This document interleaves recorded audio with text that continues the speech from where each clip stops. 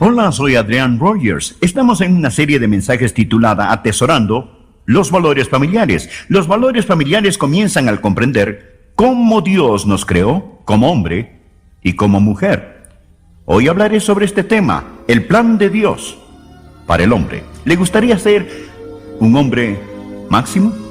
Acompáñenos. No todo aquel que es un varón es un hombre, un verdadero hombre, un hombre de Dios. Puede haber nacido varón, pero se requiere madurez para ser un hombre. Se es joven solo una vez, pero se puede ser inmaduro toda la vida. Hablo de ser un verdadero, masculino, viril, piadoso, bíblico, hombre. Amigos, si existe escasez de algo hoy es de hombres, verdaderos hombres, quienes digan, pero yo y mi casa serviremos a Jehová. Y para ustedes, las muchachas solteras, estamos hablando de los valores familiares, y espero que ustedes tengan sus valores en orden. Es mucho mejor casarse con un hombre que es pobre, que no tenga ni un centavo, pero que vale 1 millón, que casarse con un millonario y que no vale 1 centavo. Hablo de los verdaderos hombres, hombres de valor. Usted tiene que madurar para ser uno. En el Salmo 128 tenemos a uno de estos. Bienaventurado todo aquel que teme a Jehová, que ande en sus caminos. Cuando comieres el trabajo de tus manos, bienaventurado serás, y te irá bien. Tu mujer será como vid que lleva fruto a los lados de su casa. Tus hijos como plantas de olivo alrededor de tu mesa. He aquí que así será bendecido el hombre que teme a Jehová. Bendígate Jehová desde Sión, y veas el bien de Jerusalén todos los días de tu vida, y veas a los hijos de tus hijos. Paz sea sobre Israel. ¿Qué es la verdadera hombría? ¿Cuál es el plan de Dios para el hombre? Si compra una lavadora, una refrigeradora, un equipo de sonido, como se les llame para esos discos compactos, vienen con un libro de instrucciones. Si adquiere un carro nuevo, este trae un libro.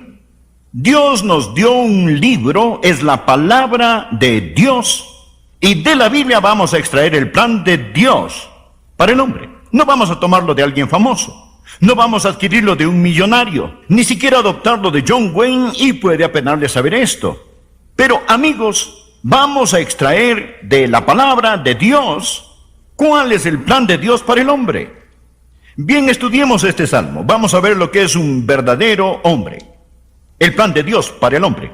Primero deseo que vea que si usted es un verdadero hombre tendrá un andar fiel. Bienaventurado el hombre, bienaventurado todo aquel que teme a Jehová, que anda en sus caminos. Esto habla del modelo que un esposo y padre debe establecer ante sus hijos. Él debe ser un padre adorador y un esposo que ame a Dios. Él debe tener un andar personal con el Dios omnipotente. Y su esposa e hijos necesitan ver a su esposo y a su padre caminar con Dios. Permítame decirle por qué. En el hogar, el hombre es una representación o ilustración del Dios omnipotente. Representa, simboliza a Dios en el hogar. ¿Cómo nos enseñó Jesús que llamáramos a Dios Padre nuestro? Si usted es un niño y tiene un padre, ¿qué es lo que usted va a pensar? Dios es como papá. Dios es como papá. Se nos enseña a orar a Dios nuestro Padre. En el hogar, el esposo representa al Dios omnipotente ante sus hijos y al Señor Jesucristo ante su esposa. La Biblia dice: Dios envió a vuestros corazones el Espíritu, el cual clama Abba Padre, que significa papá, padre. Encontrará en Romanos 8, versículo 15, que debemos pensar en Dios como un padre. Y la Biblia dice en Efesios 5, versículo 22, las casadas estén sujetas a sus propios maridos como al Señor, es decir, al Señor Jesucristo. Amigo, la razón por la que usted debe vivir de forma piadosa y santa es porque usted modela ante su familia cómo es Dios omnipotente y cómo es el Señor Jesucristo. ¿Sabe cuál es una de las características principales de Dios? Es la fidelidad. Y esto incluye el hacer promesas y guardar las promesas. Nuestro Dios es un Dios de pacto. Dios es un Dios fiel. Toda esta Biblia depende de la fidelidad de Dios, las promesas de Dios. Y amigo, cuando hace una promesa, esta tiene un gran poder. Bosch Metz lo expresó bien. Cuando un hombre hace una promesa, él crea una isla de certeza en un océano de incertidumbre. Cuando hace una promesa, usted crea un pequeño santuario de confianza dentro de la selva de lo impredecible. Quiero leer lo que Stu Weber escribió en su excelente libro, El guerrero compasivo. Los padres y esposos necesitan aprender fidelidad. Cumplir sus promesas. Nunca se dé por vencido, cueste lo que cueste. Cuando el matrimonio no es divertido, quédese. Cuando el cuidado de los niños es más de lo que puede, aguante. Cuando el trabajo aplasta su espíritu, no deje que lo venza. Cuando la iglesia local está agobiada por pequeñeces, apóyela. Cuando sus hijos lo decepcionan, levántelos. Cuando su esposa pasa 6 meses con cambios de ánimo, acéptela. Cuando no queda más tiempo en el reloj de todo lo que tiene, no se rinda. Sea hombre, sea fiel. Continúa diciendo: comprenda que la fuente del poder de la perseverancia es el sacrificio, entregándonos para el bienestar de otro. Para ver el ejemplo supremo del poder de la perseverancia, nuestros ojos solo tienen que mirar al Señor Jesucristo. Cuando Él pudo desviarse de la cruz, permaneció en su curso, con determinación hasta el Calvario. Cuando Él pudo haber bajado de la cruz y evadir el sufrimiento, no huyó. Cuando Él pudo reunir los ejércitos angelicales para que lo liberaran y clamar que un viento divino golpeara a sus adversarios, no lo hizo. Él perseveró y permaneció hasta el fin, hasta que llegó el momento que pudo gritar: consumado es. Dios tenga misericordia con los padres que abandonan hogares y sus familias. Camine con Dios. Amigo, un verdadero hombre es, ante el Dios omnipotente, un hombre con un andar fiel. Segundo, no solo es conocido por su andar fiel, mas también por su trabajo fructífero. Mire por favor el versículo 2. Cuando comieres del trabajo de tus manos, bienaventurado serás y te irá bien. El plan de Dios para el hombre es que Él provea para su familia. Él debe ser un proveedor para el hogar. Esto lo vemos desde el principio en Génesis, capítulo 3, versículo 19. Con el sudor de tu rostro comerás el pan hasta que vuelvas a la tierra. Con el sudor de tu rostro comerás el pan hasta que vuelvas a la tierra. Dios le está hablando al hombre. Él está diciendo que no va a ser fácil. Y por ello, damas, es que Dios dio a los hombres un fuerte exterior. Se supone que Él debe ser fuerte, porque Él es el proveedor principal. Dios no la creó a usted para ser la proveedora principal. Dios la hizo para que cuidara de sus hijos. La Biblia dice en Tito 2, versículo 4, que enseñen a las mujeres jóvenes a amar a sus maridos y a sus hijos, a ser prudentes, castas, cuidadosas de su casa. Los niñitos necesitan a sus mamás. Usted no tiene que ser un científico para darse cuenta de esto. Dios hizo al hombre para proveer. Y hoy tenemos una generación que ha eliminado esto. Y quiero enfatizar, amigo, que la provisión va más allá del alimento, la ropa y la vivienda. Si usted piensa que con darles cosas a sus hijos y poner a su esposa en una casa hermosa ha hecho su trabajo, está equivocado. Usted debe proveer emocional y espiritualmente la seguridad para ese hogar. Norman Schwarzkopf. Creo que si los Estados Unidos tienen un héroe hoy, pienso que tendría que ser Norman Schwarzkopf. Quiero decir en el sentido real de la palabra héroe. Barbara Walters estaba entrevistando a Norman Schwarzkopf. ¿Lo vieron? Fue una entrevista increíble.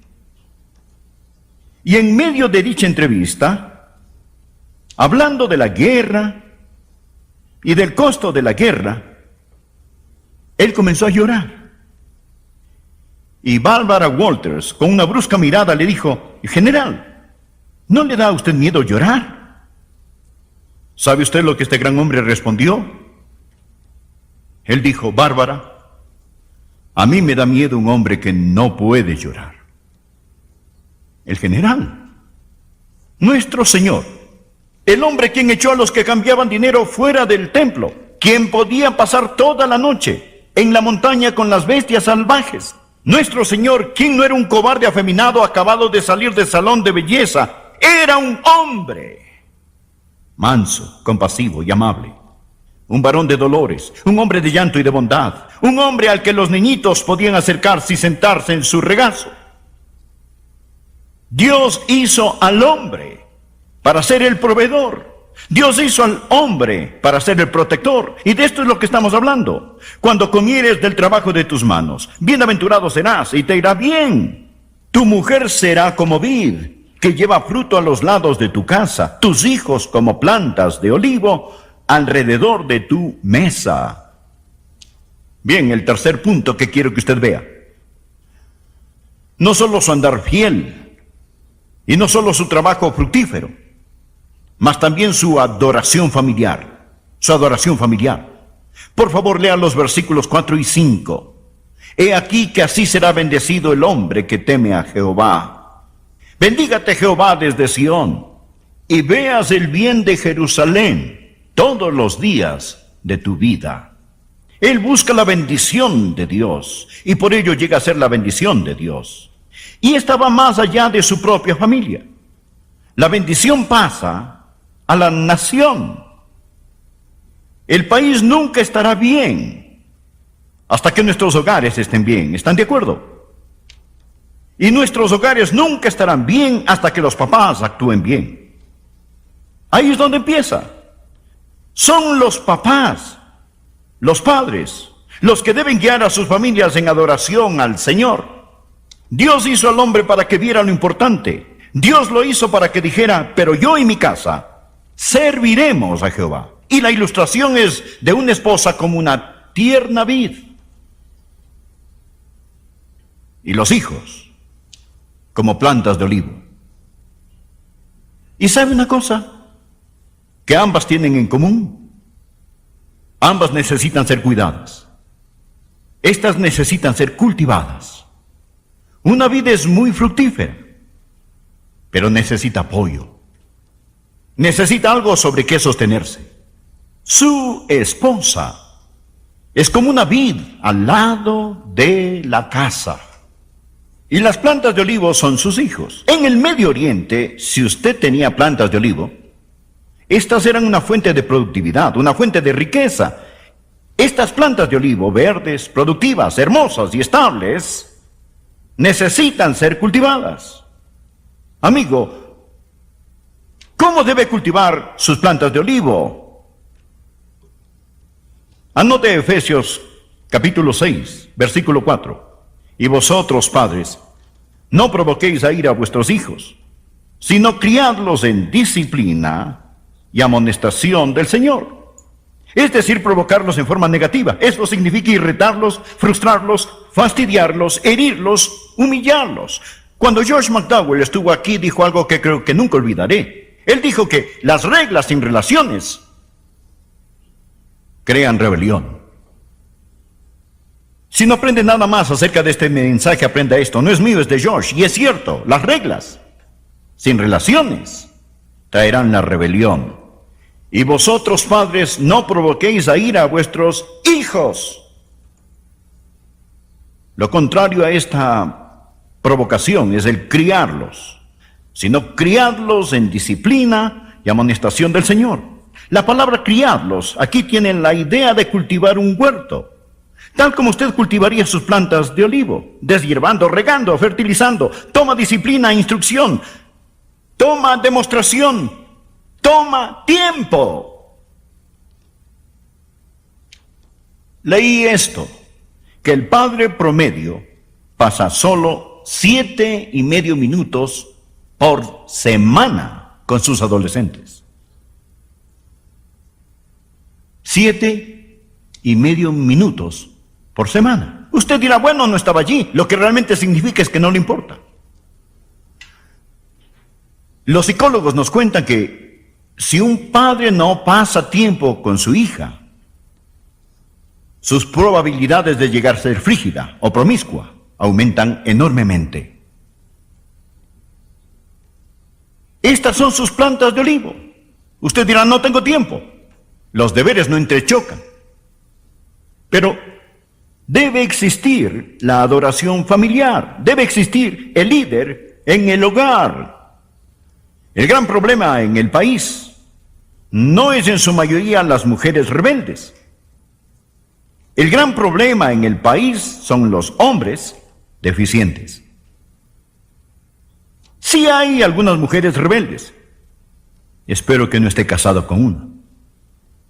Pero el gran problema es principalmente hombres que fracasan en ser los hombres que deberían ser. Para concluir, mencionaré no solo la adoración familiar de un verdadero hombre, sino también su riqueza futura. Un verdadero hombre y su riqueza futura. Por favor, mire, versículo 6. Y veas a los hijos de tus hijos.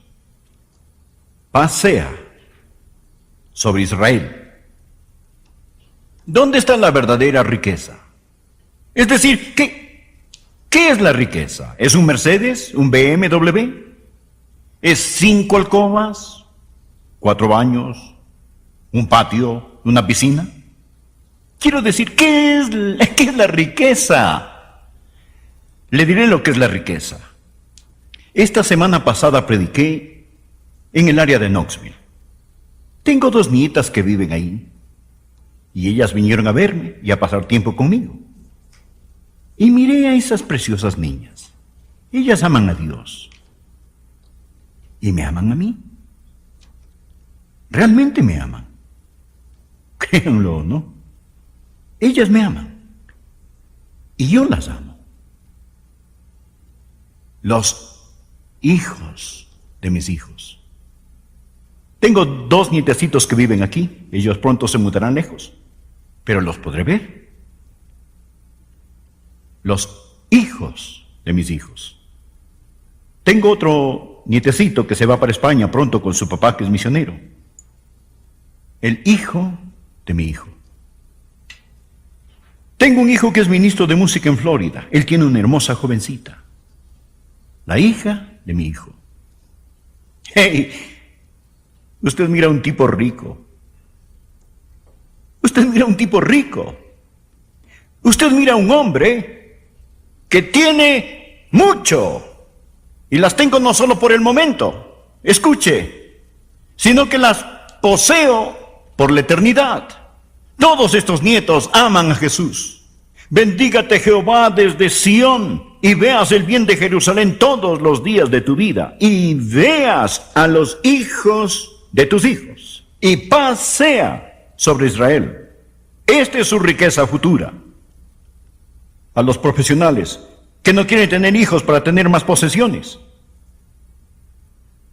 Lo he dicho antes, los hijos no hacen a un hombre pobre rico. Quiero decir, no hacen a un hombre rico pobre. Hacen a un hombre pobre rico. El rico no lleva su dinero al cielo, pero yo me llevo mis hijos. Me llevo mis nietos también. Vamos para el cielo. Esta es nuestra riqueza. Y veas a los hijos de tus hijos y pasea sobre Israel. Salmo 78, versículos del 5 al 7, escúchenlos. Él estableció testimonio en Jacob y puso ley en Israel, la cual mandó a nuestros padres que la notificasen a sus hijos, para que lo sepa la generación venidera, y los hijos que nacerán, y los que se levantarán lo cuenten a sus hijos, a fin de que pongan en Dios su confianza y no se olviden de las obras de Dios, que guarden sus mandamientos. ¿Cómo debe continuar nuestra fe? De padres a hijos, a nietos.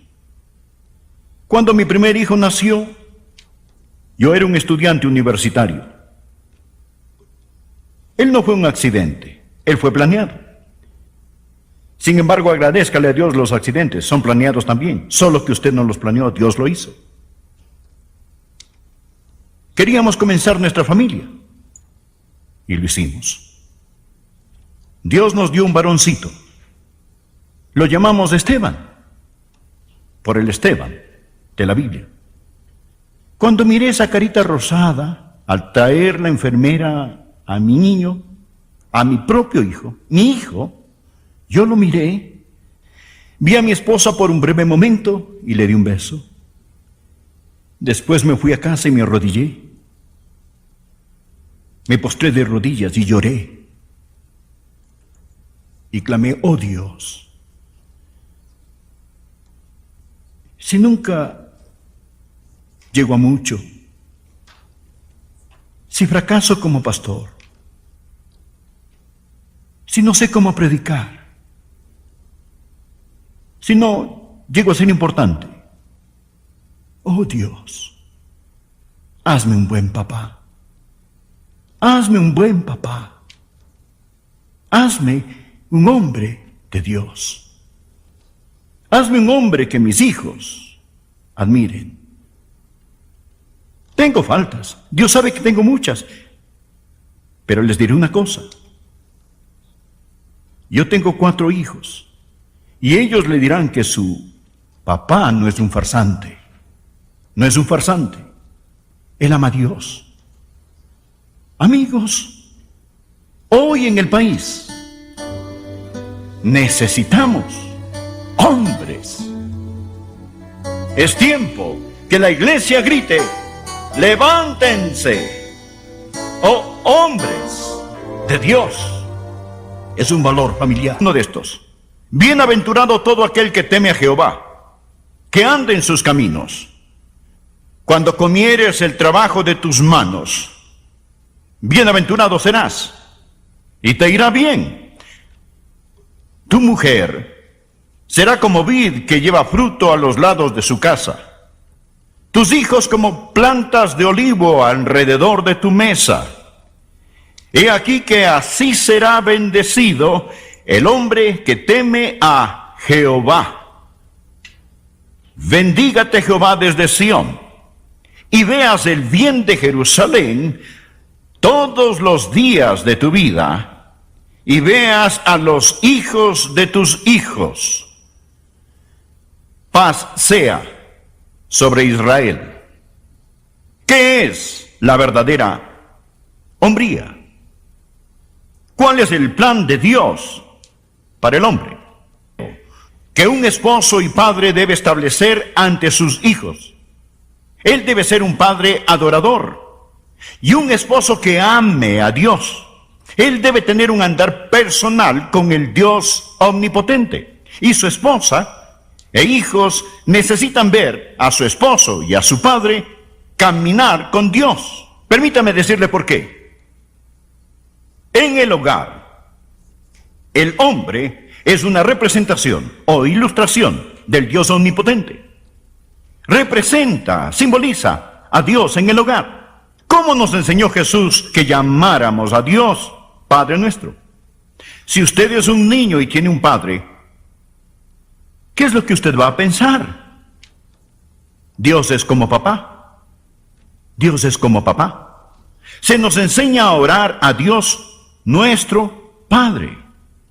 En el hogar, el esposo representa al Dios omnipotente ante sus hijos y al Señor Jesucristo ante su esposa. La Biblia dice: Dios envió a vuestros corazones el Espíritu, el cual clama Abba Padre, que significa papá, padre. Encontrará en Romanos 8, versículo 15, que debemos pensar en Dios como un padre. Y la Biblia dice en Efesios 5, versículo 22, las casadas estén sujetas a sus propios maridos como al Señor, es decir, al Señor Jesucristo. Amigo, la razón por la que usted debe vivir de forma piadosa y santa es porque usted modela ante su familia cómo es Dios omnipotente y cómo es el Señor Jesucristo. ¿Sabe cuál es una de las características principales de Dios? Es la fidelidad. Y esto incluye el hacer promesas y guardar las promesas. Nuestro Dios es un Dios de pacto. Dios es un Dios fiel. Toda esta Biblia depende de la fidelidad de Dios, las promesas de Dios. Y amigo, cuando hace una promesa, esta tiene un gran poder. Bush Metz lo expresó bien. Cuando un hombre hace una promesa, él crea una isla de certeza en un océano de incertidumbre. Cuando hace una promesa, usted crea un pequeño santuario de confianza dentro de la selva de lo impredecible. Quiero leer lo que Stu Weber escribió en su excelente libro, El guerrero compasivo. Los padres y esposos necesitan aprender fidelidad, cumplir sus promesas. Nunca se dé por vencido, cueste lo que cueste. Cuando el matrimonio no es divertido, quédese. Cuando el cuidado de los niños es más de lo que puede, aguante. Cuando el trabajo aplasta su espíritu, no deje que lo venza. Cuando la iglesia local está agobiada por pequeñeces, apóyela. Cuando sus hijos lo decepcionan, levántelos. Cuando su esposa pasa 6 meses con cambios de ánimo, acéptela. Cuando no queda más tiempo en el reloj de todo lo que tiene, no se rinda. Sea hombre, sea fiel. Continúa diciendo: comprenda que la fuente del poder de la perseverancia es el sacrificio, entregándonos para el bienestar de otro. Para ver el ejemplo supremo del poder de la perseverancia, nuestros ojos solo tienen que mirar al Señor Jesucristo. Cuando Él pudo desviarse de la cruz, permaneció en su curso, con determinación hasta el Calvario. Cuando Él pudo haber bajado de la cruz y evadir el sufrimiento, no huyó. Cuando Él pudo reunir los ejércitos angelicales para que lo liberaran y clamar que un viento divino golpeara a sus adversarios, no lo hizo. Él perseveró y permaneció hasta el fin, hasta que llegó el momento que pudo gritar: consumado es. Dios tenga misericordia con los padres que abandonan hogares y sus familias. Camine con Dios. Amigo, un verdadero hombre es, ante el Dios omnipotente, un hombre con un andar fiel. Segundo, no solo es conocido por su andar fiel, mas también por su trabajo fructífero. Mire por favor el versículo 2. Cuando comieres del trabajo de tus manos, bienaventurado serás y te irá bien. El plan de Dios para el hombre es que Él provea para su familia.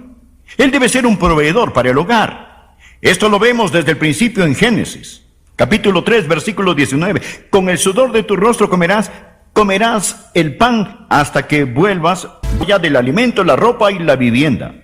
Si usted piensa que con darles cosas a sus hijos y poner a su esposa en una casa hermosa ha hecho su trabajo, está equivocado. Usted debe proveer emocional y espiritualmente la seguridad para ese hogar. Norman Schwarzkopf. Creo que si los Estados Unidos tienen un héroe hoy, pienso que tendría que ser Norman Schwarzkopf. Quiero decir en el sentido real de la palabra héroe. Barbara Walters estaba entrevistando a Norman Schwarzkopf. Lo vieron, fue una entrevista increíble. Y en medio de dicha entrevista, hablando de la guerra y del costo de la guerra, él comenzó a llorar. Y Barbara Walters, con una brusca mirada, le dijo: general, ¿no le da a usted miedo llorar? ¿Sabe usted lo que este gran hombre respondió? Él dijo: Bárbara, a mí me da miedo un hombre que no puede llorar. el general, nuestro Señor, el hombre quien echó a los que cambiaban dinero fuera del templo, quien podía pasar toda la noche en la montaña con las bestias salvajes. Nuestro Señor, quien no era un cobarde afeminado acabado de salir del salón de belleza, era un hombre manso, compasivo y amable. Un varón de dolores, un hombre de llanto y de bondad, un hombre al que los niñitos podían acercarse y sentarse en su regazo.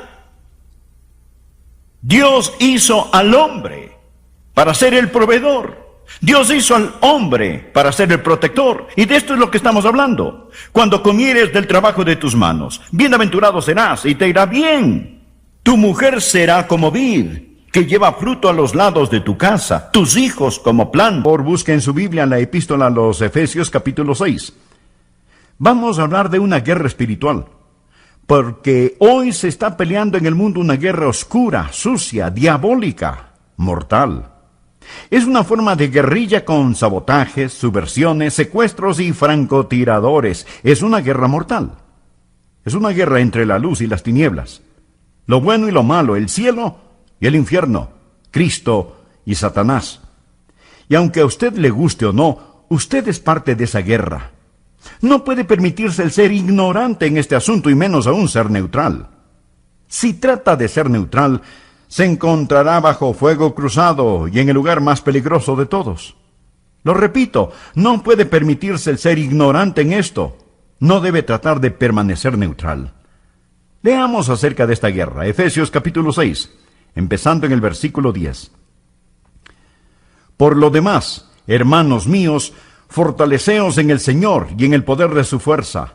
Vestíos de toda la armadura de Dios, para que podáis estar firmes contra las acechanzas del diablo, porque no tenemos lucha contra sangre y carne, sino contra principados, contra potestades, contra los gobernadores de las tinieblas de este siglo, contra las huestes espirituales de maldad de las regiones celestes. Por tanto, tomad toda la armadura de Dios para que podáis resistir en el día malo, y habiendo acabado todo, estar firmes. Estad pues firmes, ceñidos vuestros lomos con la verdad, y vestidos con la coraza de justicia, y calzados los pies con el apresto del evangelio de la paz. Sobre todo, tomad el escudo de la fe, con que podáis apagar todos los dardos de fuego del maligno.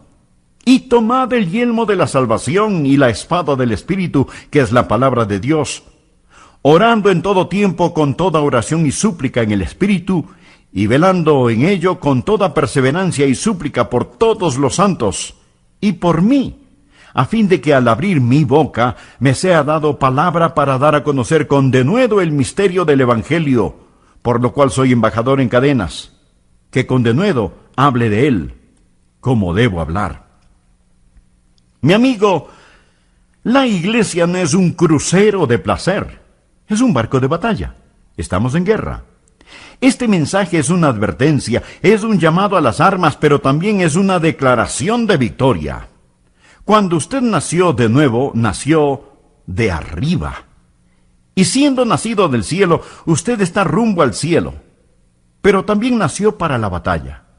Pero cuando usted nació de nuevo, nació para ganar. Esto es algo que debe comprenderlo. Y este es un hermoso pasaje de las Escrituras que habla acerca del guerrero creyente. No está hablando meramente acerca del pastor, del evangelista o del misionero. Está hablando acerca de hombres y mujeres creyentes. Está hablando de usted, mi amigo. Está hablando de usted, mi amiga. Así que aprendamos qué es lo que la palabra de Dios está diciendo, no solo en forma general, sino específicamente. ¿Estamos de acuerdo? Bien. Ahora escúcheme con atención. Deseo que note varias cosas. Primero, el guerrero creyente y su adversario. Nosotros debemos conocer a nuestro enemigo. Por favor, leamos el versículo 11. Dice, vestíos de toda la armadura de Dios para que podáis estar firmes contra las acechanzas del diablo. Ese es su adversario. Usted debe conocer a su enemigo. Se llama el diablo.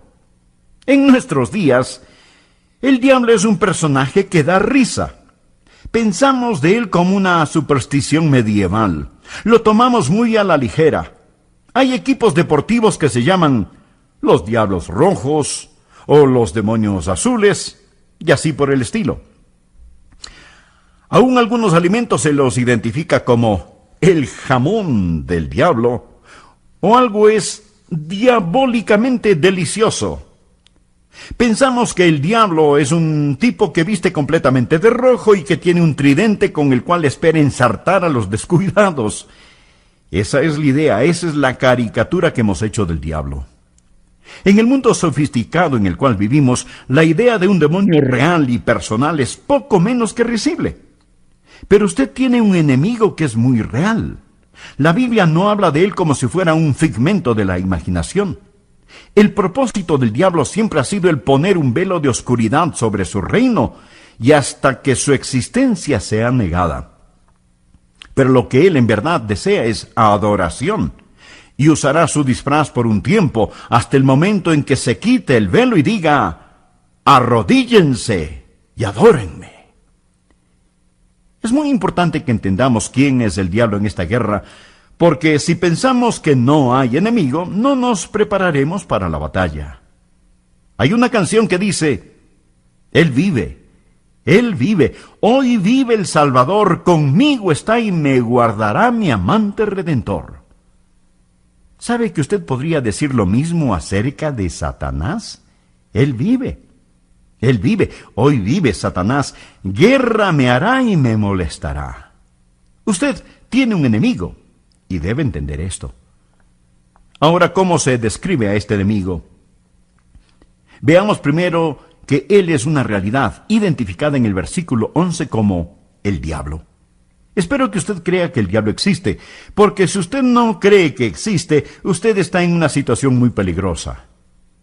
No solo él es una realidad, sino también un adversario destructivo. Note cómo se lo describe en el versículo 11.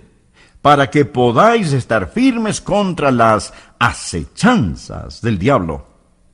¿Sabía que la palabra acechanza proviene del griego metodia? De ahí se derivan las palabras método, metódico, metodología, etc. Satanás es muy metódico. En la guerra Satanás es muy estratégico. Él aún podrá retroceder 2 pasos con el propósito de avanzar 3 pasos. Él le puede dejar pensar que usted no sufrirá las consecuencias de su pecado, y él puede aparentemente hasta bendecirle y ayudarle. Él es muy metódico, estratégico. Él tiene un plan para sabotear sus planes y su hogar. La dinamita está en el lugar apropiado, la mecha está lista, el fósforo encendido, y Satanás está trabajando en usted. Él es muy astuto y sutil. Y si no fuera por la guía del Espíritu Santo, Satanás podría engañar aún a los elegidos. Satanás no solo es metódico y estratégico, sino también espiritual. Leamos el versículo 12. Porque no tenemos lucha contra sangre y carne, sino contra principados, contra potestades, contra los gobernadores de las tinieblas de este siglo. Y ahora note la siguiente frase: contra huestes espirituales de maldad en las regiones celestes. En nuestro mundo hoy en día vemos mucha maldad espiritual. A veces la gente cree que porque algo es espiritual es bueno. No necesariamente. Hay bondad espiritual y hay maldad espiritual.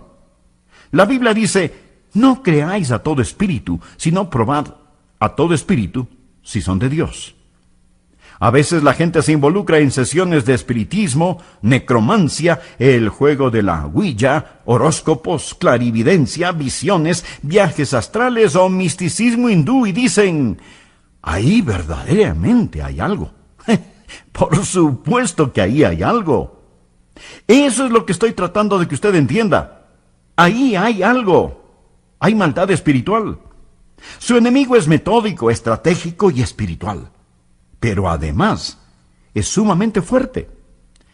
Miremos nuevamente el versículo 12. Habla de principados y potestades. Usted en su carne no es coteja para su adversario. Usted es insignificante y débil si pretende enfrentarse a Satanás con su fuerza. Él es poderoso.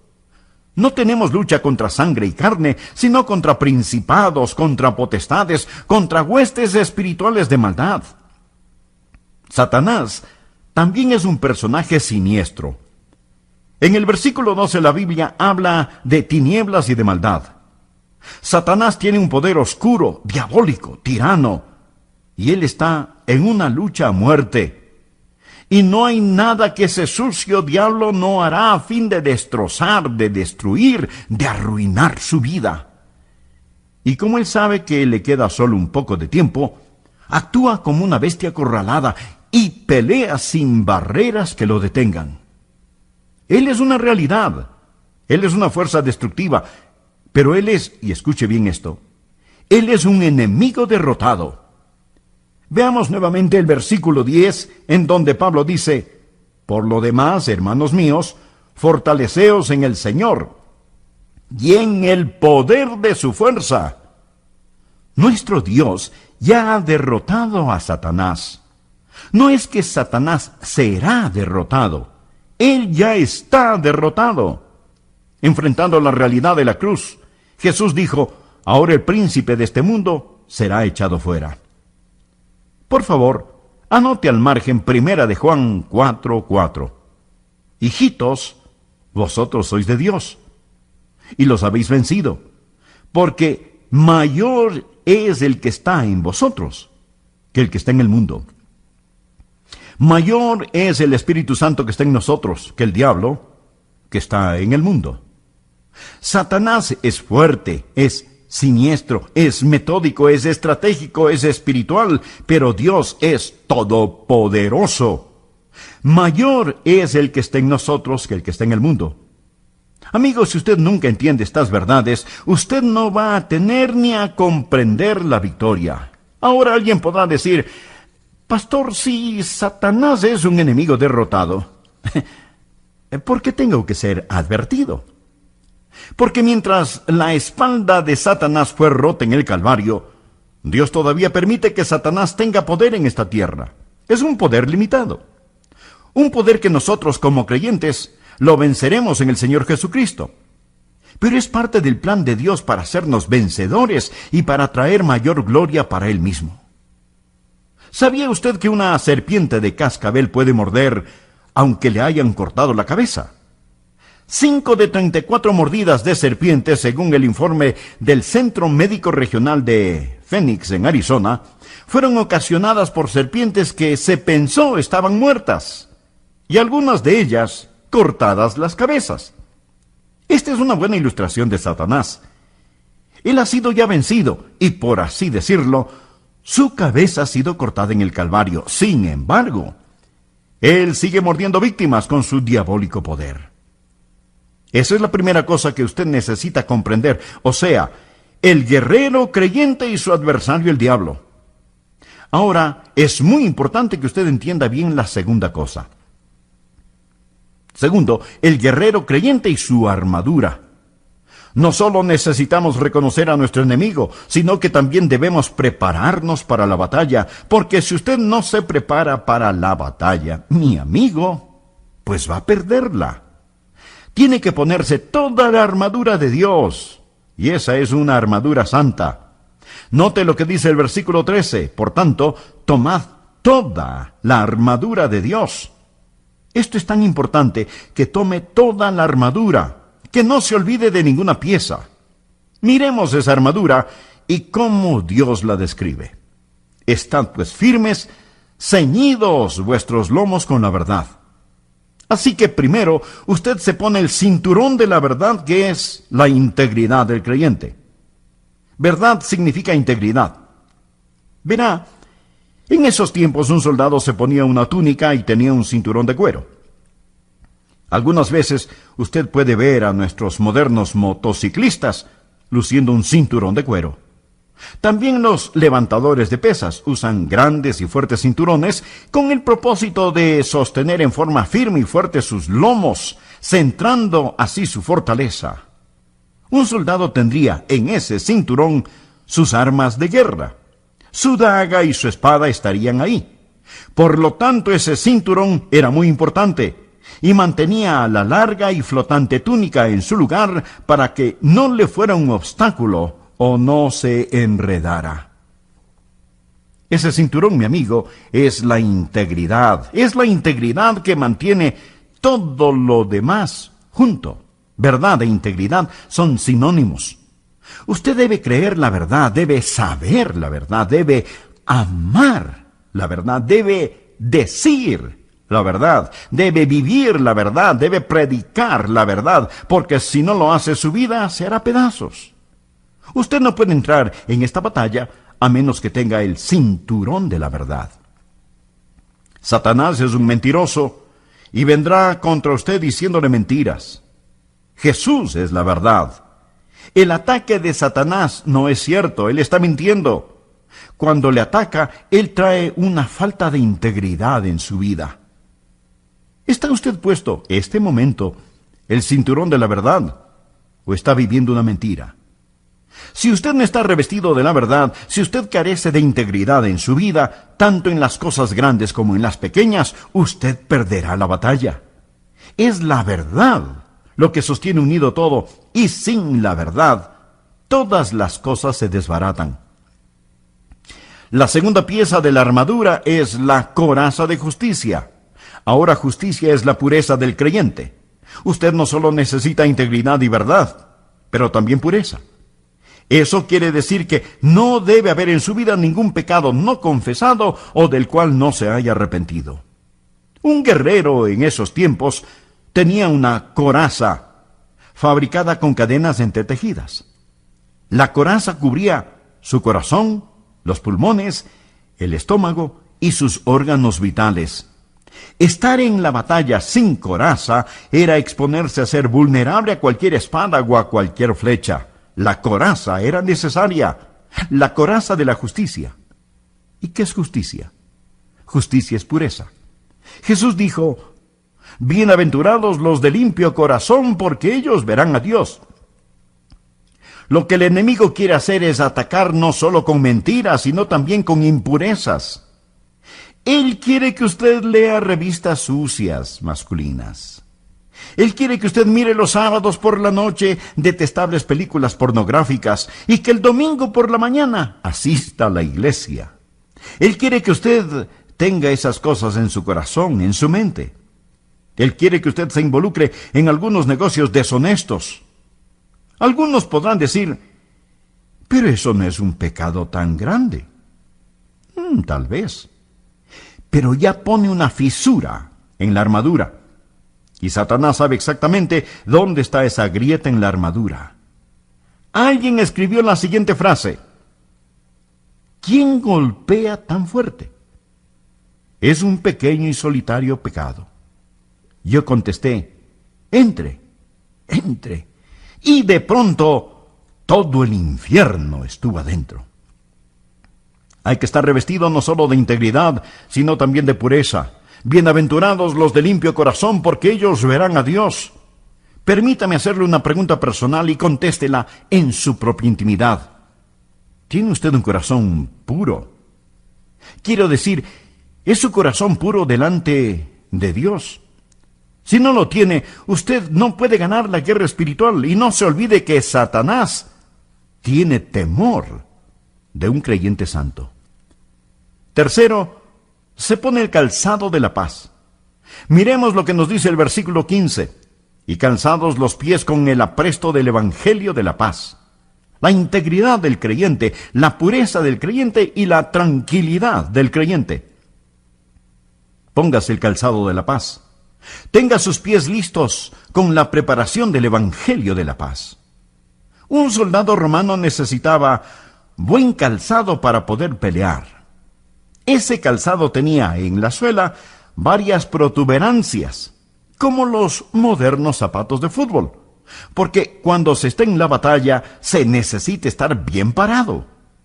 Y Pablo nos dice en este pasaje que debemos estar de pie. Por lo tanto, nuestros pies necesitan estar cubiertos con la preparación del evangelio de paz. Eso, mi amigo, es tranquilidad. Y él habla acerca de la paz con Dios, y de la paz de los unos con los otros, y de la paz de Dios en nuestro corazón. Verá, Jesús proporciona la paz, y a menos que usted tenga paz, usted nunca podrá hacer la guerra. Esto suena contradictorio, ¿no le parece? Usted debe tener la paz de Dios en su corazón. ¿Cómo es que Satanás ataca? Él viene contra usted con mentiras, contra su integridad. Él vendrá con lujurias contra su pureza. Pero, ¿cómo él ataca su tranquilidad? Él pone piedras y espinos y dudas y desánimo en su camino. Él hará todo lo que pueda hacer para destruir su paz. ¿Tiene usted paz ahora mismo? ¿O hay en su interior una vorágine? Escúcheme. Si usted no tiene paz ahora mismo, le voy a decir por qué no la tiene. No es debido a las circunstancias. Paz en la Biblia no es la eliminación de los problemas de la vida. Paz en la Biblia es el aumento del poder para enfrentar esos problemas. La Biblia dice, mucha paz tienen los que aman tu ley y no hay para ellos tropiezo. Ahora la única forma de vivir de esa manera es teniendo puesto el calzado de la paz. Eso es la preparación de las buenas nuevas de paz. Jesús hizo la paz con su sangre derramada en la cruz, y si usted no tiene esto, resbalará y caerá en la batalla. Mi amigo, he visto caer a mucha gente, no necesariamente por falta de integridad o de pureza, sino por falta de tranquilidad. Algo puede suceder. Una enfermedad, alguna desilusión, un revés financiero, un hijo descarriado. Y usted pierde su paz. Póngase el calzado de la paz a fin de que pueda estar firmemente de pie, porque si no lo hace, usted puede resbalar y caer. Si usted no tiene paz ahora mismo, le voy a decir por qué no la tiene. No es debido a las circunstancias. Paz en la Biblia no es la eliminación de los problemas de la vida. Paz en la Biblia es el aumento del poder para enfrentar esos problemas. La Biblia dice, mucha paz tienen los que aman tu ley y no hay para ellos tropiezo. Ahora la única forma de vivir de esa manera es teniendo puesto el calzado de la paz. Eso es la preparación de las buenas nuevas de paz. Jesús hizo la paz con su sangre derramada en la cruz, y si usted no tiene esto, resbalará y caerá en la batalla. Mi amigo, he visto caer a mucha gente, no necesariamente por falta de integridad o de pureza, sino por falta de tranquilidad. Algo puede suceder. Una enfermedad, alguna desilusión, un revés financiero, un hijo descarriado. Y usted pierde su paz. Póngase el calzado de la paz a fin de que pueda estar firmemente de pie, porque si no lo hace, usted puede resbalar y caer. La siguiente pieza en la armadura de Dios es el escudo de la fe. Sabía que cuando Pablo escribió esta epístola, él se encontraba encadenado a un soldado romano. Y Pablo, mirando a ese soldado romano, seguramente pensó, aquí hay una lección espiritual que debo aprender. El soldado romano tenía un escudo que medía 1,20 m por 60 centímetros. Estaba hecho de madera, cubierta con cuero, para protegerse de las flechas encendidas disparadas por el enemigo. Ya se puede imaginar el terrible dolor que causaba una de esas flechas en el cuerpo de un soldado. Por eso Pablo dice, sobre todo tomad el escudo de la fe, con que podáis apagar todos los dardos de fuego del maligno. ¿Por qué necesito el escudo de la fe? ¿Cuál será el ataque de Satanás? El ataque de Satanás será la duda.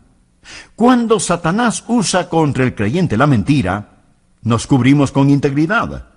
Cuando utiliza la lujuria, nos cubrimos de pureza. Cuando utiliza el desánimo, nos revestimos de tranquilidad. Y cuando me pongo el escudo de la fe, pues ¿para qué me sirve? Para certidumbre. Certidumbre. Necesito integridad, pureza, tranquilidad y, por supuesto, certidumbre. Póngase el escudo de la fe, porque Satanás está siempre disparando las flechas encendidas de la duda, tratando de implantar en su corazón y en su mente esas dudas sutiles, dardos de duda. Usted sabe que una pequeña llamita puede comenzar un gran fuego. Por eso Satanás trata de influenciar su corazón y su mente con algunas dudas. Si usted es un estudiante en el colegio o la universidad, prepárese, porque usted va a descubrir que Satanás algunas veces en forma de profesor, va a estar allí disparándole dardos de fuego. Así que póngase el escudo de la fe para apagar todos los dardos de fuego del maligno. Alimente su fe y mate de hambre a las dudas. Y cuando salga del colegio o la universidad, no se olvide aquello que ha aprendido. No se olvide de aquellos que le enseñaron la palabra de Dios y lleve sus dudas donde Jesús y dígale: querido Señor Jesús, dame el escudo de la fe. Y Él se lo dará. Le prometo que se lo dará. Esa es la certidumbre del creyente. ¿Cuál es el siguiente implemento de la armadura? Miremos lo que Pablo dice en el versículo 17. Y tomad el yelmo de la salvación. Un guerrero usaba el yelmo para proteger su cabeza. ¿Por qué la protegía? Obviamente porque si la cabeza era herida, nada más trabajaba. ¿Y qué es el yelmo de la salvación? Literalmente significa yelmo de liberación. Habla de algo más que ser salvo e ir al cielo. Habla de una mente bajo el control de Dios omnipotente. Cuando usted tiene la mente de Cristo, porque un creyente necesita mantener protegida su cabeza para poder pelear, habla de la cordura, de la sensatez, del sentido común del creyente. Cuando una persona se salva, por primera vez piensa correctamente. En el capítulo 8 de Lucas se relata la historia de un joven endemoniado. Jesús lo salvó y lo sanó. Y cuando la gente vino a ver lo que había sucedido, encontraron al joven sentado a los pies de Jesús, vestido y en su cabal juicio. Realmente una persona sin el Señor Jesucristo padece de cierta forma de demencia. No tiene la mente que Dios desea que tenga. Por eso usted debe ponerse el yelmo de salvación. Eso es cordura. Eso es proteger su mente. Ahora, véase vestido para la batalla. Hemos hablado acerca del adversario y dijimos que él es estratégico, que él es fuerte, que él es siniestro. Él es todas estas cosas. Por lo tanto, dice el apóstol, tomad toda la armadura de Dios. Hay que ceñirse el cinturón de la verdad. ¿Qué es eso? Eso es integridad. Hay que ponerse la coraza de justicia. ¿Qué es? Eso es pureza. Hay que ponerse el calzado de la paz. Eso es tranquilidad. Hay que protegerse con el escudo de la fe. Eso es certidumbre. Y hay que ponerse el yelmo de salvación. Eso es cordura. Pensar con la mente de Cristo. Ahora usted está listo para la batalla. Le diré algo interesante. Si usted mira cada una de las piezas de la armadura y piensa acerca del asunto, ellas representan a Jesús. O sea, usted se viste con Jesús. Algunas veces cuando salgo a caminar solo y quiero pensar en algo bueno, simplemente me visto con esa armadura y comienzo a analizarme. Adrián, eres íntegro. Tienes pureza. Posees tranquilidad. Adrián, tienes certeza y cordura. Y cada pieza hay que ponérsela con oración, porque lo que usted está haciendo es realmente vistiéndose con el Señor Jesucristo. Hay otra cosa que deseo tome en cuenta. Hemos hablado acerca del guerrero y su adversario el diablo. Hemos hablado acerca del guerrero y su armadura. Ahora hablemos de esa armadura cristiana y su ataque. Debemos unirnos a la batalla. No es suficiente el solo ponerse la armadura. Debemos involucrarnos en la pelea. Muchos de nosotros a lo mejor nos ponemos la armadura y nos quedamos sentaditos en casa. Unos pequeños niños estaban jugando, hablando y riéndose cuando la mamá vino y les preguntó: ¿y qué están haciendo? Ellos respondieron: oh, estamos jugando a la guerra. Y ella les dijo: bueno, no parece que ustedes están en una guerra. Y los chicos respondieron: es que todos somos generales. Pienso que muchos de nosotros queremos ser generales en vez de simples soldados, por eso jugamos a la guerra. Ahora, ¿qué es lo que garantizará nuestra victoria? ¿Qué es lo que nos va a garantizar la victoria en la batalla? 3 cosas. Primero, el lugar de nuestra ubicación. Leamos lo que dice el versículo 13. Por tanto, tomad toda la armadura de Dios para que podáis resistir. Y ahora note la siguiente frase. Y habiendo acabado todo, estad firmes. Y el versículo 14 comienza con las palabras, estad pues firmes, estar firmes, estar firmes. ¿Qué significa esto? Amigo, tenemos un lugar desde donde debemos luchar. Estamos firmes en la victoria que Jesús ganó. Notemos lo que dice el versículo 10, fortaleceos en el Señor y en el poder de su fuerza. Cuando usted es parte de esta batalla, usted está firme en la victoria que Jesús ya ganó. Esta es la razón por la que yo le digo a la gente que nosotros no peleamos por la victoria. Nosotros peleamos desde la victoria. Este es el lugar de nuestra ubicación. ¿Entiende esto? Porque si no lo entiende, usted no va a estar firme. Usted tiene que estar firme en la victoria que fue ganada en el Calvario. En Apocalipsis 12:11 leemos, y ellos le han vencido por medio de la sangre del Cordero. Segundo, el poder de nuestra espada. En Efesios 6:17 leemos, y tomad el yelmo de la salvación y la espada del Espíritu, que es la palabra de Dios. Hemos hablado acerca de toda la protección que brinda una armadura. Eso está bien. Es bueno tener un yelmo, es bueno tener una coraza, es bueno tener un escudo, pero, mi amigo, usted necesita una espada, necesita meterse en la batalla. Y Dios le ha dado un lugar para estar firme, y Dios le ha dado una espada para que pelee. Tome la espada del Espíritu. Déjeme hablarle acerca del poder de nuestra espada, porque la espada del Espíritu es muy poderosa. No es como ninguna otra espada. No es la espada de Adrián. Es la espada del Espíritu. Y la amo, la amo. En Hebreos 4:12 dice, porque la palabra de Dios, y esto significa la Biblia, es viva y eficaz. Quiere decir, viva y llena de energía, y más cortante que toda espada de dos filos. Yo amo la Biblia porque sé que hay un increíble poder en ella. Jesús estuvo ayunando por 40 días y 40 noches y el diablo se le acercó y le dijo, bueno, si tú eres el Hijo de Dios, ¿por qué no haces que estas piedras se conviertan en pan?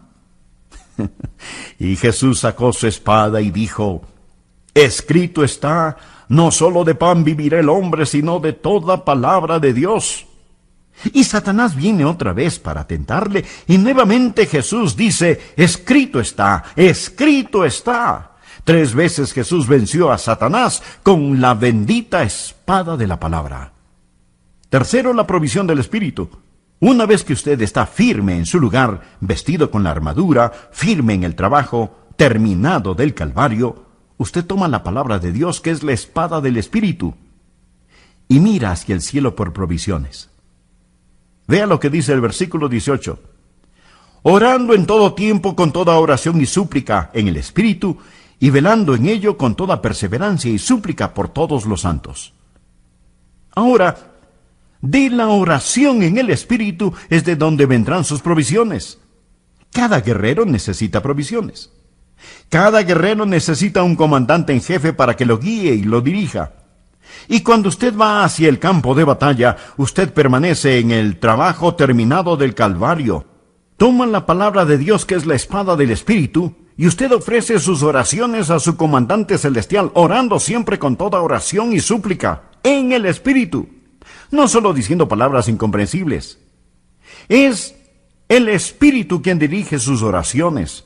Es el Espíritu que entiende lo que Satanás quiere hacer. Usted no lo entiende, pero el Espíritu sí. Una vez estuve en Colorado. Ahí tengo un general amigo mío que ayudó a nuestro país en el liderato del Comando Espacial Estratégico. Ellos se encargan de mantener los satélites en el espacio sobre la Tierra en órbitas sincronizadas. Satélites espías, satélites militares, el Comando Espacial. Entré en un pequeño cuarto para recibir instrucciones, y fue algo increíble. Me preguntaron, ¿qué parte del mundo desea ver? Y yo dije, quiero ver Libia. Y ahí, en una enorme pantalla, apareció Libia. Podía ver las calles y las casas de Libia, aún las luces que estaban titilando ese momento en ese país. Y ellos me informaron que si un cohete era disparado desde Libia, sabrían el mismo instante en que fue disparado. Y estábamos sentados allí, en Colorado. ¡Qué cosa más increíble! Y yo pregunté, ¿cómo pueden saber que es un cohete y no alguna otra cosa? Y me dijeron, es mejor que usted no lo sepa. Pero yo insistí, ¿pero por qué no? Y me contestaron, porque si se lo decimos, tenemos que matarlo. Yo rápidamente dije, bueno, no quiero saberlo. Y no pude dejar de pensar que desde el espacio nos están vigilando. Amigo, déjeme decirle algo. Tenemos un comandante que vive más allá y que sabe todo lo que está sucediendo. Él sabe lo que el enemigo está haciendo. Por lo tanto, nosotros permanecemos en contacto con nuestro comandante espacial, orando siempre con toda oración y súplica en el Espíritu. Ahora es importante que entendamos esto. Las tres cosas que aseguran la victoria. Primero, el lugar de su ubicación. Segundo, el poder de su espada. Y tercero, la provisión del Espíritu. Siempre orando con toda oración y súplica en el Espíritu. La espada es la espada del Espíritu. Él es el que sabe cómo manejar, cómo utilizar esa espada. La última cosa que deseo que veamos es el guerrero creyente y sus aliados. Debemos unificar fuerzas. Y Pablo dice que hay que orar. Leamos los versículos 18 y 19. Orando en todo tiempo con toda oración y súplica en el Espíritu, y velando en ello con toda perseverancia y súplica por todos los santos y por mí, a fin de que al abrir mi boca me sea dada palabra para dar a conocer con denuedo el misterio del Evangelio. Pablo era un guerrero, pero él sabía que no peleaba solo. Él sabía que necesitamos orar los unos por los otros, porque peleamos los unos con los otros. No somos un ejército de un solo hombre. Usted no es un ejército de un solo hombre. Oh, pero si usted se cree autosuficiente, entonces tendrá que pelear solo. Pero ¿sabe lo que la Biblia dice al respecto? Que 1 perseguirá a 1000, y 2 harán huir a 10,000. Hay una sinergia que trae una divina energía cuando luchamos juntos, y estamos en esta batalla juntos. Yo le necesito a usted, y usted me necesita. Por lo tanto, debemos entrelazar nuestros brazos, unir nuestras fuerzas y luchar juntos. Se dice que la genuina iglesia cristiana es un gran campo de batalla. Es el lugar a donde llegamos para reforzarnos. Es el sitio a donde vamos para adquirir instrucción y ánimo espiritual para ir a la batalla, porque peleamos no contra nosotros, sino juntos contra un enemigo común. Sin embargo, nada más triste que ver a personas que piensan que le hacen un gran favor a Dios llamándose cristianas, y lo único que hacen es sentarse, refunfuñar y criticar. Nunca se unen a la batalla, piensan que pueden permanecer neutrales. Amigo, esta es una batalla, y quiero darle a conocer algunas cosas. Primero, usted escoge lados cuidadosamente, porque si usted no sigue a Jesús, está en el lado perdedor. Segundo, usted examina su corazón y se asegura que tiene puesta la armadura de Dios. Tercero, no trate de ser neutral, no puede serlo. Esta es una batalla hasta las últimas consecuencias, y Jesús mismo dijo, el que conmigo no está, contra mí es. Cuarto, regocíjese en la victoria y viva victoriosamente cada día. Gracias a Dios, usted puede caminar en victoria. Amigo, escúcheme atentamente. ¿Cuántos de ustedes pueden decir, Pastor Rogers, he recibido al Señor Jesucristo como mi Salvador personal y Señor? Dios ha perdonado mis pecados, Dios me ha salvado, y el Espíritu Santo da testimonio a mi espíritu que ahora soy su hijo. He confesado públicamente mi fe en Jesús, y le he obedecido bautizándome, y ahora estoy viviendo por Jesús victoriosamente en el compañerismo de una iglesia bíblica neotestamentaria. Si usted puede contestar afirmativamente, que Dios le bendiga. Ahora, si usted no puede identificarse con estas palabras, con todo amor quiero decirle lo siguiente. Eso quiere decir que usted nunca ha recibido a Cristo, nunca ha sido salvado. O tal vez sí ha recibido a Cristo, pero tiene dudas. No tiene absoluta seguridad de su salvación. Otros, habiendo sido salvos, por alguna razón no son obedientes acerca del bautismo. De paso diré que el bautismo no salva, pero si usted es salvo debe ser obediente. Si no es obediente, nunca tendrá la victoria que necesita. Y algunos que sí se han bautizado no están sirviendo a Jesús en una iglesia bíblica local. Por alguna causa su corazón se ha enfriado, por alguna razón se siente fuera de lugar, no habiendo encontrado su sitio para servir. Bueno, si alguna de estas cosas son verdad en usted, deseo orar por usted ahora. Padre eterno, oro por aquellos que hoy mismo necesitan tomar una decisión. Tal vez algunos necesitan ser salvos. Otros necesitarán la seguridad de su salvación. Muchos otros necesitan dar el paso de obediencia del bautismo y otros más deben buscar membresía en una iglesia bíblica. Lo que sea, Señor, los presento delante de ti y oro para que tú, querido Espíritu Santo, abras esos corazones para que acepten a Cristo como Salvador. Amigos, si usted todavía no es salvo, le invito a que entregue su corazón a Jesús, diciendo esta sencilla oración.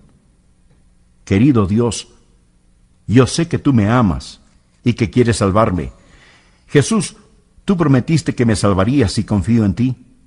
Y así lo hago ahora, confío en ti. Creo que tú pagaste por mis pecados con tu preciosa sangre en la cruz del Calvario. Gracias. Creo que Dios te levantó de la muerte. Y ahora por fe te recibo en mi corazón como mi Salvador y Señor. Toma el control de mi vida. Comienza a hacerme la clase de persona que quieres que sea. Y porque tú moriste por mí, yo viviré para ti. No ya para salvarme, sino porque tú ya me salvaste. Señor, dame el coraje para confesarte públicamente y nunca avergonzarme de ti. En tu santo nombre oro. Amén. La Biblia no habla de él como si fuera un figmento de la imaginación. Bendecirle y ayudarle. Él es muy metódico, estratégico. Él tiene un plan para sabotear sus planes y su hogar. La dinamita está en el lugar apropiado, la mecha está lista, el fósforo encendido, y Satanás está trabajando en usted. Él es muy astuto y sutil. Y si no fuera por la guía del Espíritu Santo, Satanás podría engañar aún a los elegidos. Satanás no solo es metódico y estratégico, sino también espiritual. Leamos el versículo 12. Porque no tenemos lucha contra sangre y carne, sino contra principados, contra potestades, contra los gobernadores de las tinieblas de este siglo. Y ahora note la siguiente frase. Contra huestes espirituales de maldad en las regiones celestes. En nuestro mundo hoy en día vemos mucha maldad espiritual. A veces la gente cree que porque algo es espiritual es bueno. No necesariamente. Hay bondad espiritual y hay maldad espiritual. La Biblia dice, no creáis a todo espíritu, sino probad a todo espíritu si son de Dios. A veces la gente se involucra en sesiones de espiritismo, necromancia, el juego de la ouija, horóscopos, clarividencia, visiones, viajes astrales o misticismo hindú y dicen, ahí verdaderamente hay algo. Por supuesto que ahí hay algo. Eso es lo que estoy tratando de que usted entienda. Ahí hay algo. Hay maldad espiritual. Su enemigo es metódico, estratégico y espiritual. Pero además es sumamente fuerte. Miremos nuevamente el versículo 12. Habla de principados y potestades. Usted en su carne no es coteja para su adversario. Usted es insignificante y débil si pretende enfrentarse a Satanás con su fuerza. Él es poderoso. No tenemos lucha contra sangre y carne, sino contra principados, contra potestades, contra huestes espirituales de maldad. Satanás también es un personaje siniestro. En el versículo 12 la Biblia habla de tinieblas y de maldad. Satanás tiene un poder oscuro, diabólico, tirano, y él está en una lucha a muerte. Y no hay nada que ese sucio diablo no hará a fin de destrozar, de destruir, de arruinar su vida. Y como él sabe que le queda solo un poco de tiempo, actúa como una bestia acorralada y pelea sin barreras que lo detengan. Él es una realidad, él es una fuerza destructiva, pero él es, y escuche bien esto, él es un enemigo derrotado.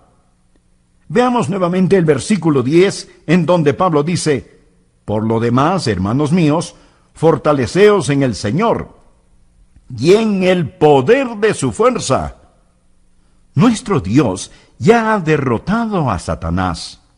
No es que Satanás será derrotado, él ya está derrotado. Enfrentando la realidad de la cruz, Jesús dijo, ahora el príncipe de este mundo será echado fuera. Por favor, anote al margen 1 de Juan 4:4.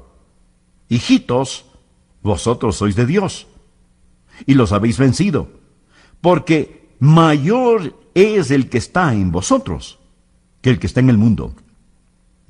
Mayor es el Espíritu Santo que está en nosotros que el diablo que está en el mundo. Satanás es fuerte, es siniestro, es metódico, es estratégico, es espiritual, pero Dios es todopoderoso. Mayor es el que está en nosotros que el que está en el mundo. Amigos, si usted nunca entiende estas verdades, usted no va a tener ni a comprender la victoria. Ahora alguien podrá decir, pastor, si Satanás es un enemigo derrotado, ¿por qué tengo que ser advertido? Porque mientras la espalda de Satanás fue rota en el Calvario, Dios todavía permite que Satanás tenga poder en esta tierra. Es un poder limitado. Un poder que nosotros como creyentes lo venceremos en el Señor Jesucristo. Pero es parte del plan de Dios para hacernos vencedores y para traer mayor gloria para Él mismo. ¿Sabía usted que una serpiente de cascabel puede morder aunque le hayan cortado la cabeza? 5 de 34 mordidas de serpiente, según el informe del Centro Médico Regional de Phoenix, en Arizona. Flotando ese cinturón era muy importante y mantenía la larga y flotante túnica en su lugar para que no le fuera un obstáculo o no se enredara. Ese cinturón, mi amigo, es la integridad. Es la integridad que mantiene todo lo demás junto. Verdad e integridad son sinónimos. Usted debe creer la verdad, debe saber la verdad, debe amar la verdad, debe decir la verdad, debe vivir la verdad, debe predicar la verdad, porque si no lo hace, su vida se hará pedazos. Usted no puede entrar en esta batalla a menos que tenga el cinturón de la verdad. Satanás es un mentiroso y vendrá contra usted diciéndole mentiras.